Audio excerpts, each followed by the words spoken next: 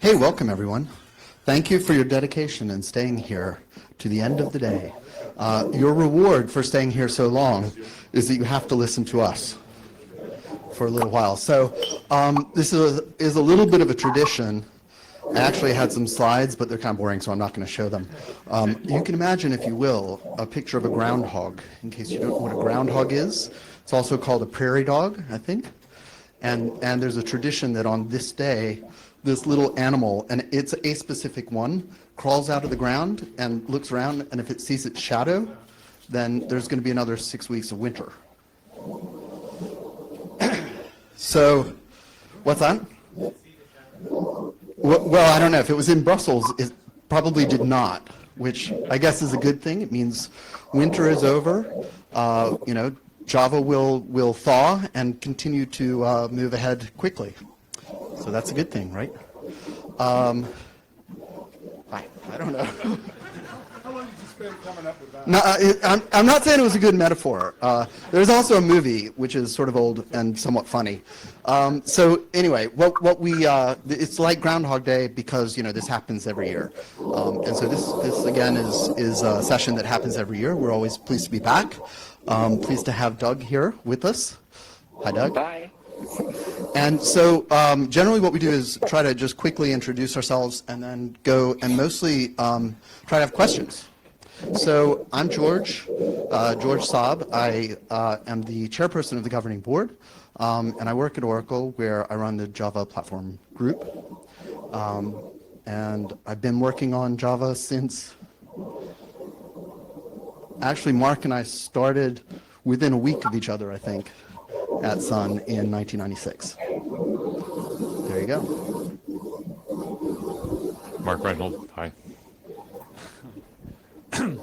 Andrew Haley, I'm Java platform lead at Red Hat, but that's not the position that I take when I'm sitting on the governing board because I'm a community representative. I'm not representing Red Hat, I'm representing all of you. My name is John Dwimvich. I'm from IBM. Been working on Java as long as pretty much anybody. It's based on my age, and I'm very interested in keeping the OpenJDK community open, vibrant, and inclusive. So that's why I'm here. Doug? Yeah? Do you want to introduce yourself? Yeah, I'm Doug Lee. I write code, I teach classes. Every once in a while there's a governing board meeting that I don't space out and actually attend. Sorry to people. All right, well, I think that's a good start. I think it's also nice that we're having this session now right after having Brian here talking about future stuff that's going on and the awesome pipeline. So why don't we go ahead and see if we have questions. Do we have a second mic that we can pass around? Sorry, a third mic? No, we don't. All right. We'll just share. Yeah, we'll repeat the questions. All right. Let's see. Should we do hands? Oh, this is going to be great. There aren't going to be any questions, are there? Oh, we have one here. We have a winner.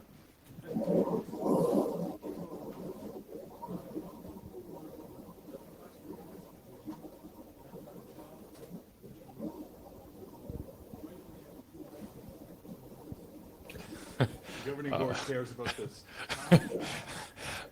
So this sounded like a technical question about Java modules, which I would be happy to answer offline. It's not really a question for the governing board. Yeah, so the governing board is not designed to be a group that is essentially technical in nature. It's about the governance in OpenJDK. It's about making sure that we have an environment that fosters innovation and handles any conflicts that may come up. Mark mentioned it sort of earlier in his talk where he was sort of talking about if you don't like something, this is a path of escalation in order to say, hey, I disagree with this decision that was made. Is it possible to have it reconsidered?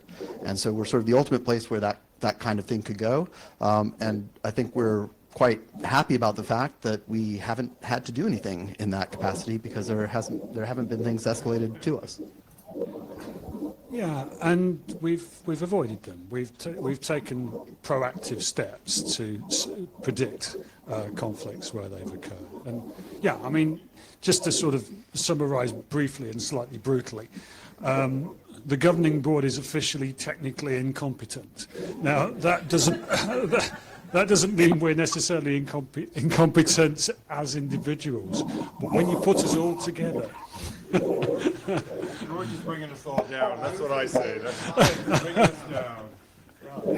For years, for the first, I don't know, 3-4 years, there were a whole lot of issues that were mainly process issues that we focused on and got rid of one by one. Things like the CCC process and testing and things like that. So the governing board right now is in sort of a boring, steady state where there's only a few issues that have arisen, including things like maintenance leaders and the like, that have even surfaced to us as governing board, as opposed to us as people who work on Java stuff, which is, you know, it's a career. It's not a one-time thing.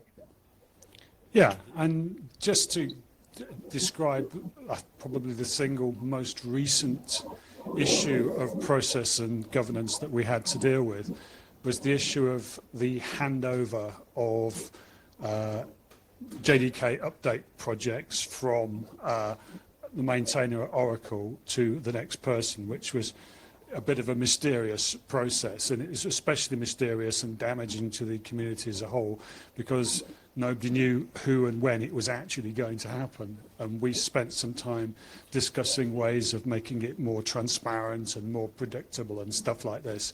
The things that are really, really important to maintain the confidence in OpenJDK and in Java in general, I think.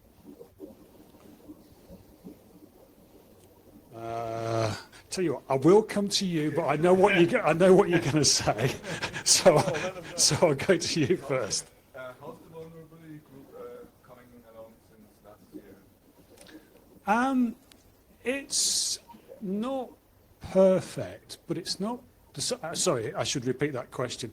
How is the vulnerability group coming along since last year? It's not perfect, but it's not imperfect to do with the way that it's constituted or its processes or whatever. It's imperfect in the way that human beings are imperfect. So we've been having problems with patches being delayed sometimes. We've been having communication difficulties, all of the usual things that are almost unavoidable. We get, I think, a little bit better each time, but the last quarter's critical update was some of the patches were delayed until really, really too late. But I don't think that's something that you can do by making rules about it or bylaws or anything. It's just, you know, stuff. It happens. We'll try not to do it next time. Well, I'm not sure you're going to be allowed several questions. I think you should pick the most significant one. So I wonder, did you done everything last year? Because looking at the governing board minutes, the last one is from August 2017. So I wonder if you met last year. The minutes go. The last vote for the minutes is today, which I haven't done. Volker is stating that there hasn't been any done to the governing board because there's no minutes posted on the website, which is correct, and all the minutes are being approved as of today. And I haven't sent my votes in yet, but as of today. But the answer is 2018. It's totally the same. Yeah, we're George is bad. Yeah, no, there's a process for the governing board minutes where they are sent out for comment from the folks at the governing board who are at the minutes so that we can make sure that they're accurate before they're sent out. And so there's a whole bunch that are just about to come out. It would have been nice if they had been out, you know, today and then. Deeply controversial. We would be screaming to get these minutes approved. I guarantee that you will not be able to use them to stay awake. Go on, although he's next week, but go on. More serious question about the infrastructure. So you were speaking about the change in the leading process of the upgrade project. So will the new leader of the updates project for 11, for example, really have access to the OpenJDK infrastructure, for example, to offer OpenJDK downloads from the same place that they are provided now? Because Oracle provides OpenJDK builds, so download JDK.net or something like a Java OpenJDK.net. And will the next follow in the updates process? I don't want to do that. And okay, I will repeat that question as accurately as I can possibly remember. The question was about downloads and specifically downloads of binaries. Is that correct? For the upcoming, I think you mentioned JDK 11, but I also want to answer that for JDK 8. Oracle have up to now been building binaries and making those available using Oracle's Java.net infrastructure. Yeah. There's a site. I want the JDK 8 updates project to be able to stand on its own feet independently of Oracle's infrastructure. And therefore, I want to work with Adopt OpenJDK and others to make official JDK 8U binary releases available whenever there's an update. But the sources will stay. Yes. I just want to make this clear. JDK.java.net is completely separate from OpenJDK.java.net. They share the domain, which is a stupid historical accident, but there it is. So JDK.java.net is where Oracle posts builds, and that's all it's intended for. OpenJDK.java.net, the set of community domains, there are no binaries, and that's by design. And it's my belief that the more we can stand on our own, independently of Oracle internal resources as OpenJDK community, the better. Okay, so I was intrigued by Brian's mention that Metropolis is in part interested in bringing Graal into the OpenJDK project. So my question is, how is that something that is a process that we will help with, and what the government will be doing that? Yeah. Speaking of OpenJDK, and Graal. Yeah, this is to do with Graal, which, although it is Java, it is entirely independent of OpenJDK and has been run as a separate project by Oracle Labs mostly, I think, these days. And the question is, how can we work with it as contributors to both Graal and Java, or how will it be brought into OpenJDK? What did you mean? How is there anything you can do to bring it up in Graal or JDK, and this is obviously an Oracle issue, which is an open Graal project. Yeah, it's going to be tough for us to answer that as a governing board because Graal is very much outside our remit. But I'm going to give him the microphone anyway. Right. Do you want to say something? This is a hard one. So I would actually modify a little bit I wouldn't modify, I'll clarify a little bit, when Mark was talking previously about Metropolis.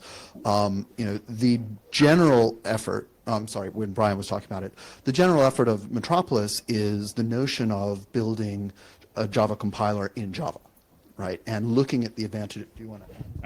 If you read the project page, the general notion of Metropolis is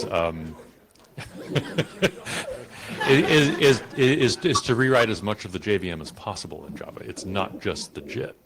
That's where we're starting. Graal is the leading candidate for replacing C2, But long term, you can imagine, I don't know what, 10 years from now, the JVM in the OpenJDK community is written almost entirely in Java, and maybe their underpinnings, maybe the GCs are still written in Rust or something, right? And we can finally get rid of C++. Yay! Anyway. But I think, if you sort of view it in that lens, Graal looks very promising as something that could be a puzzle bit on the way there.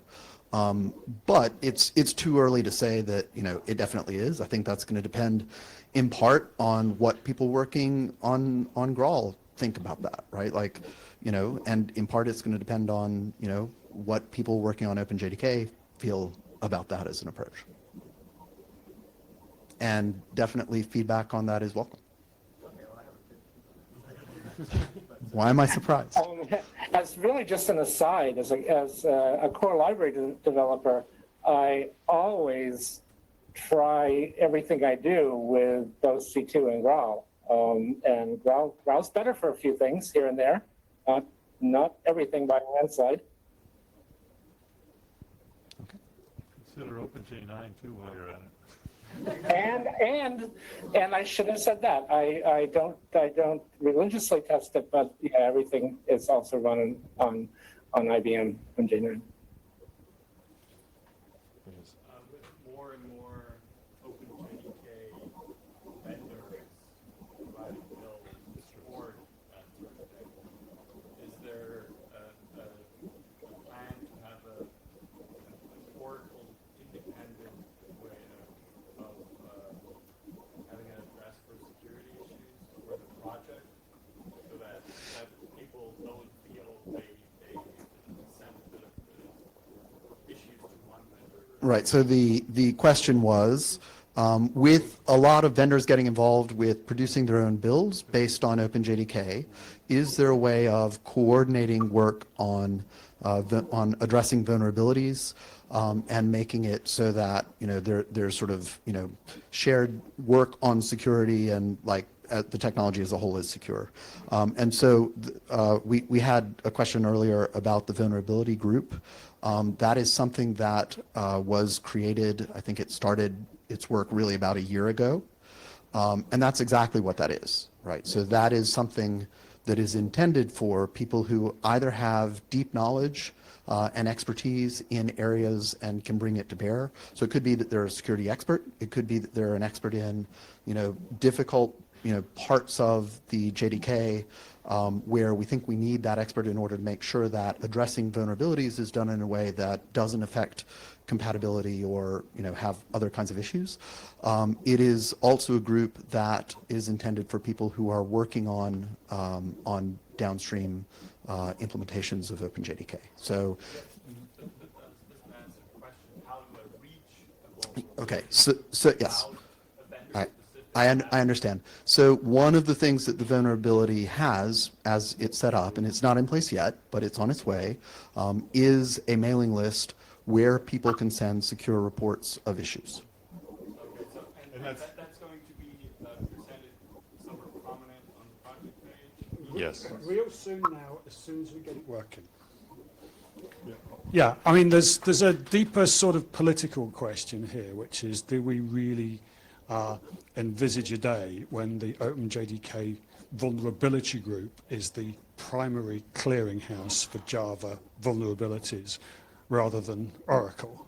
I mean, I certainly hope it will. It's possible my colleagues on the governing board may have different opinions, but you might argue that the vulnerability group isn't really quite mature enough for that yet, but I would certainly like it to be that way one day. I think it's an excellent long-term goal. Yeah, I do too. I think the right answer is the community that's building the runtimes should be able to share vulnerability reports evenly as soon as they're reported. But the reality is there's also distros that have products, and some of the vulnerabilities will come through that path, and those have to also be brought to the vulnerability group via the internal path. And I think that's what you were referring to, the politics. Some of the inputs that you get as a large company, Red Hat, IBM, Oracle, whoever, may not be allowed to take those back. So we have to fix our internals in addition to share with everyone. But if they come in the front door at adopt, or I said adopt, my apologies, at OpenJDK, or you're welcome, that's what I meant. If they come in straight at the vulnerability group, then everyone gets them right away, and then they can determine if the distro they have actually hasn't, because it's not going to apply everywhere, and then everyone can take those back to the product teams. So I think there's multiple sources. The other thing to bear in mind is that no member of the vulnerability group is obligated to share what they know immediately. It's fairly commonplace, I'm sure, among all of us that we sit and we cogitate and we look at it for a bit before we decide to share it. And it's very, very difficult to strong-arm people into doing that. Yeah, you can't. Hopefully, eventually, everything will go to the vulnerability group. But at the moment, it's just a mailing list. It's a mailing list of some pretty serious experts, it's true, but it doesn't have like a super sophisticated infrastructure and so on. We will get there, we'll become more mature, we'll sort it out, but yeah.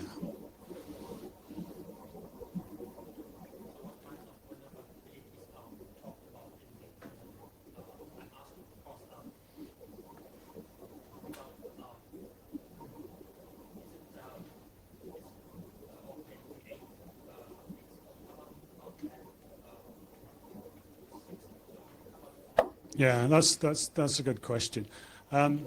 We are the question is what vulnerability do we only get to see 11 and 12 vulnerabilities within the vulnerability group, and we have to backport them? Is there a possibility that Oracle might know? Oracle, well, don't want it to single you out, but might know about an 8th vulnerability that you don't tell us about. I just said that nobody was obligated to share, so it's a possibility. I'm kind of hoping that on ethical grounds you probably wouldn't do that.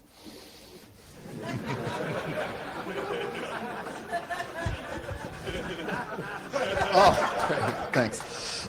Yeah, look, so what I would say is this: the vulnerability group is really just getting spun up. It's been in existence for a year, and so that's been a small number of these these quarterly releases that have been done in that. I think the primary work, at least Oracle's primary work in that, is always going to be focused on the future, because that's where we want to be focused most, right? And that, generally speaking, the vulnerabilities that we find don't tend to be weird corner cases that are only in some old version. They tend to be things that are, in the path of things going forward. Now, having said that, the actual fixes that may apply so when I say that, the vulnerability may apply across a number of different release lines, right? But how best to fix it may be different in different release lines. And so I think there's sort of different parts to distinguish between, one being the knowledge that a vulnerability exists and having people work on and collaborate on how best to fix it. And the question then becomes, well, what about backports of a specific fix and that kind of thing?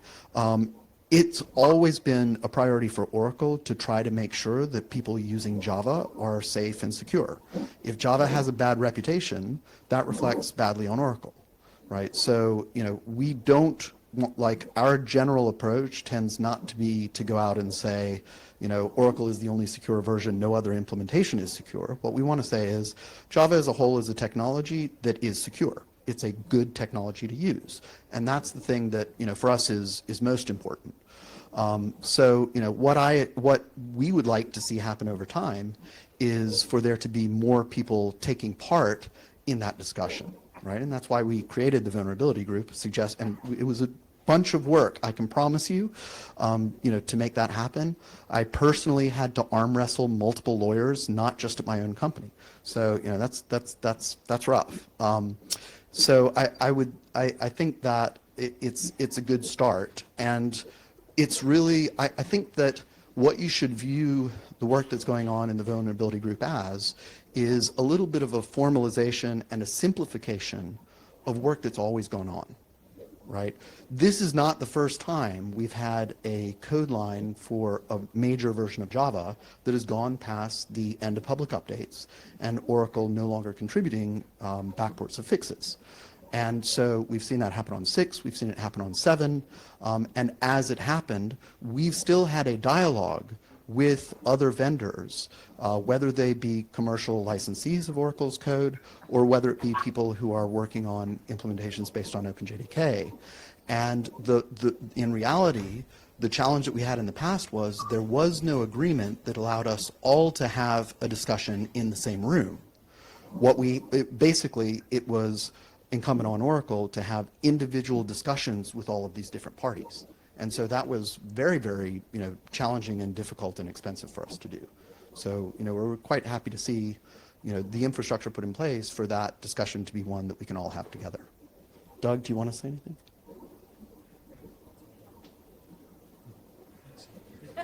He can't tell you're looking at him. Yeah, I guess not. I mean, just one small thing I'd like to say about all that.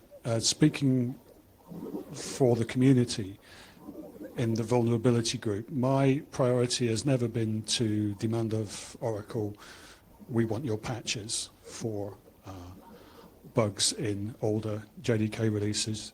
My demand, and I think it's a perfectly reasonable, I don't use the word demand very much, but I think this is a perfectly reasonable demand, is to say, just tell us about the bugs. Tell us what they are. We can write the patches. Okay, whoa. Have we had you yet? No. Go on then. Hopefully an easy one. Is Doug willing to give up CVS by 2025? Can we sort of agree this might be slightly outside our remit? Oh, go on, Doug. You've got a minute before I talk to somebody else. Doug, are you willing to give up CVS by 2025? The reason we use it is because there are so many academics who trace all of the long sordid history of Java util concurrent and malloc, by the way. Yeah, any decade now. Okay. Somebody would have to convert all of the checking comments in a way that these other people can cope. The last I asked was maybe like 3-4 years ago, and there are these long-term tracking studies that I don't know. I can't get myself to just Yeah, screw them over by doing that. I believe what we just heard was Martijn volunteering to do that. Say that again? I think that was Martijn volunteering to do the conversion. Okay, who else? Yeah.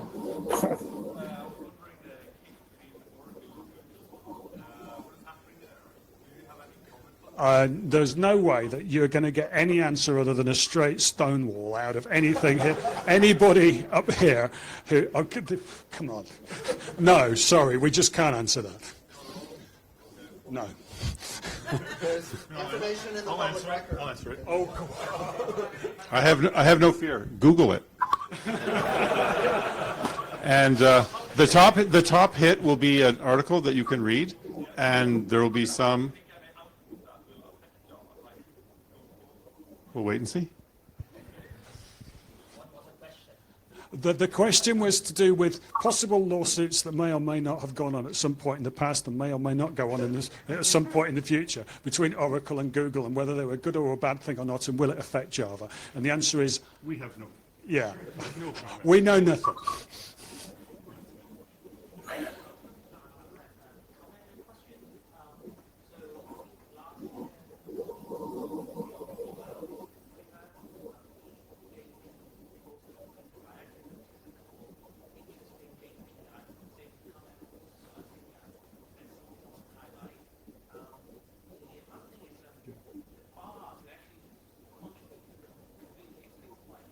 Yeah.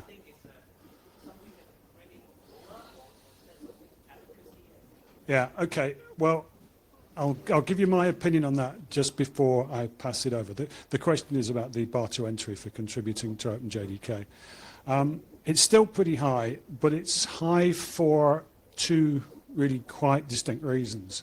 One of them is procedural, which is the sort of thing that we all chafe about. But one thing that all open source communities have learnt is that you really do want to keep an audit trace for perfectly good copyright reasons. And also, this is an incredibly precious code base. We really, really, really do have to protect it. We have to exercise stewardship, as Mark was saying this morning. The second issue is more to do with simply facing reality. We know that, because history has shown, that lots and lots of people come in and fairly naively make tweaks to the class libraries in particular. And these have all kinds of weird effects that even really quite serious experts in the class library couldn't really have predicted, even for doing fairly minor things. The ramifications can be quite deep, and you just have to know a lot of stuff before you can safely mess with it. So honestly, could we make it a bit easier to get in? That would be cool. Could we make it really significantly easier to get in so that everybody could play? Probably not. I agree with everything you've said. I mean, the people sometimes look at the OpenJDK community and say, "Oh, well, there aren't that many regular contributors." But look, the goal has never been to maximize the number of contributors. So I was saying that this morning, what we want are people who show up for the long term, get deeply involved in it and invested, and develop the expert level knowledge that's needed to move the platform forward. There are certainly kinds of open source projects and communities where drive-by contributions of a little patch to do something, and then you never hear from that person again. That sort of thing can work. The JDK is not such a code base. I think I also agree with everything you guys have said. I also think that there are things that are going on to make the bar easier. I'll give an example. Every year when we come here, Doug has has one thing that he complains about, which is what used to internally at Oracle be called a CCC process and is now CSR. So this is something that has been made more open and transparent than it was. It doesn't necessarily make it easier, it just makes it easier to understand, less mystical. And I think that's the kind of thing that helps explain to people what it is that is needed if you're going to come in and start to work on the JDK, right? And sort of helps make it clear, what some of the priorities we have are as we're doing that evolution. I think there are other things that have happened there as well. There has been some initial discussion and work on a project called SCARA. We actually haven't talked about that here today, but I think that's one that you might find interesting to check out. And that's looking at things that we can do on the infrastructure, considering other types of source code repositories than Mercurial that might be a little bit more popular and people might already happen to know. I'll just leave it at that. CVS, exactly. I think SCCS. All right. So and then another thing that has occurred and actually will occur very soon is we had the first meeting, which we called the OpenJDK Committers Workshop in, when was it, August, where we actually had a bunch of people get together and have face-to-face discussions, which, again, I think is something that fosters the community working on OpenJDK, and also can be something that people then can look at. And in fact, a number of the talks from that are actually available as videos that you can just go and look at. So hopefully you don't be too upset with me, but I completely disagree in some way about this making it very, very difficult to join OpenJDK. The bar being set very high for contributions is valid for protecting the code base. I agree with that.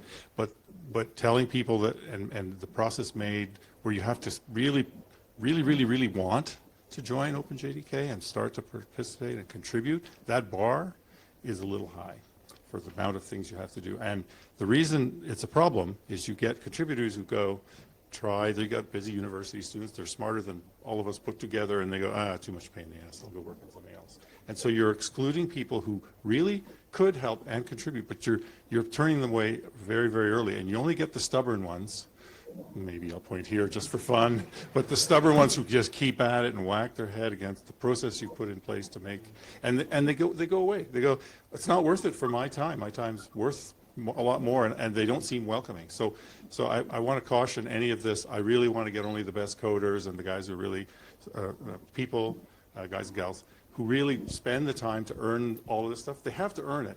No one said that you're allowed to change the JIT. We don't let people change our JIT unless they've heard it. We have the bar to join and give contributions and give feedback. So the community has to really be welcoming.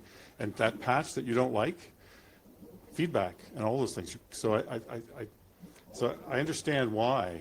I don't disagree with your logic in terms of I really want to protect the code base, but you're not going to get the people who you want working on your code base, our code base, the OpenJDK ecosystem, unless you allow them in. Feel free to counter, but Yeah, just one thing for me. Okay, I take your point. I remember what it was like for me as at Red Hat to begin with, and it was incredibly annoying and frustrating, but it was quite a long time ago, so it's possible that the memory is dimmed, rather. Yeah, and I think, lest anyone go away feeling like what they heard was, we don't want more contributors, that's totally not true. What we want is, what we don't want is a ton of people coming and essentially distracting everyone from continuing to do work. We want people to come and we want them to be productive. And that's why we have things like mailing lists where anyone can come and join and you can post, right? There's no issues there. Where we've continued to increase the number of people who have demonstrated that kind of commitment, getting access to be able to report bugs directly, rather than having them go into the holding area. And so, it definitely is the case that we want to welcome that, but we just want to make sure that we have a balance that we're able to handle that. And I think if you sort of look back, the record will show that that pendulum has been swinging regularly as we put in place more of the systems to kind of make scaling that up possible. Just to follow on a couple of things, it's really hard to contribute even a new sentence in JavaDoc for a core library class, as we see all the time. Somebody says, I don't like this, can I fix it? And then months go by of people iterating through fixing that sentence. It is tough. Nobody complains that people give them a hard time about accepting new test cases, bugs, anomalies, things like that. Of all the things that people can do that is really helpful and not subject to, a whole committee's worth of people thinking, does this change the intent of our spec or whatever? Things like that are really, really helpful, and we don't get nearly enough. And of all the things you can do, that's like the easiest. Like if you don't like something, make a test case.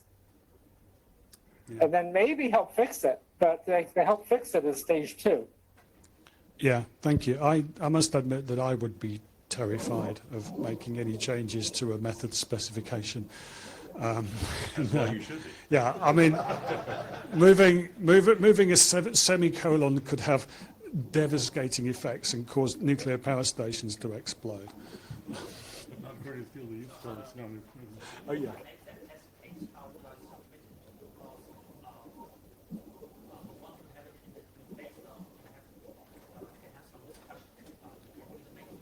Yeah, a test case is just a patch.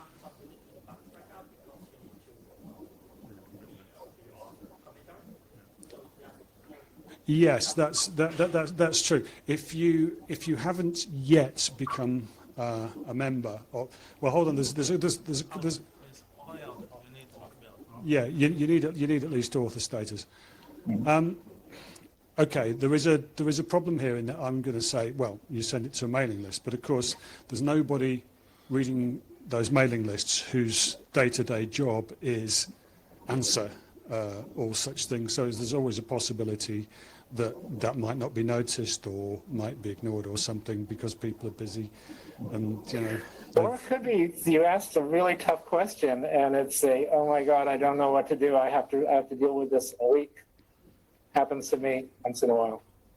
Yeah, I mean, all I can say is that I try to answer things like this, and I'm hoping that everybody who is granted the privilege of being an OpenJDK author has some regard for having to answer questions like that on the mailing list as well. But people are imperfect.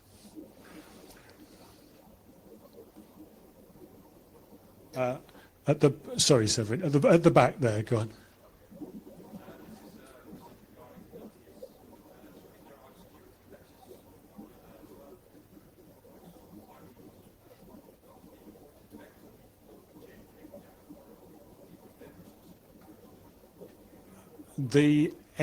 Any bugs that are security bugs. Sorry, this is a question of whether bugs that are found in 12 and 13 will get backported to JDK 11. I'm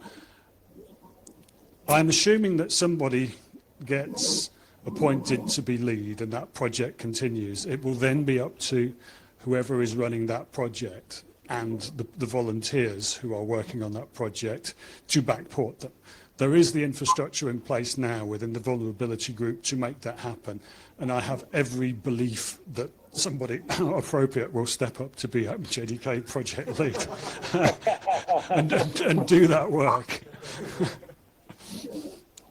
Really, they're complaining and we don't let them participate. Yeah, I hear you. Take that job, please. Next hand up is the volunteer to support. Yeah. Apparently, we have, as usual, hit the end of our time. We will be thrown out of here soon. We don't want to be unpopular with the lovely people that are running FOSDEM, and also the lovely people who clean this place, the staff that work at ULB, wonderful people, all of them. So thank you very much.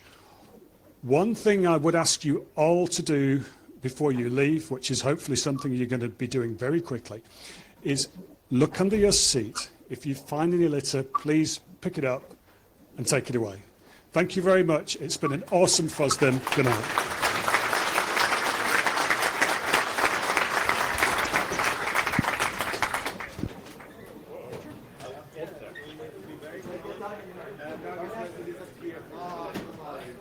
Really? You can try. There's no flash. No flash.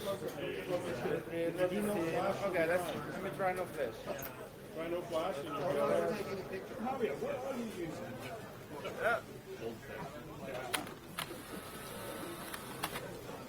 Lydia, did it go out? It didn't go out.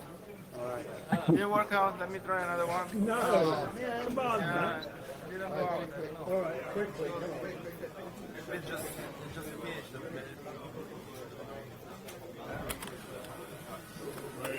Yeah, that's it. Is it coming out? All right, thank you, Doug. Okay. I'm gonna disconnect now. Thanks. Appreciate it. I'll talk to you soon. All right. Bye, everyone.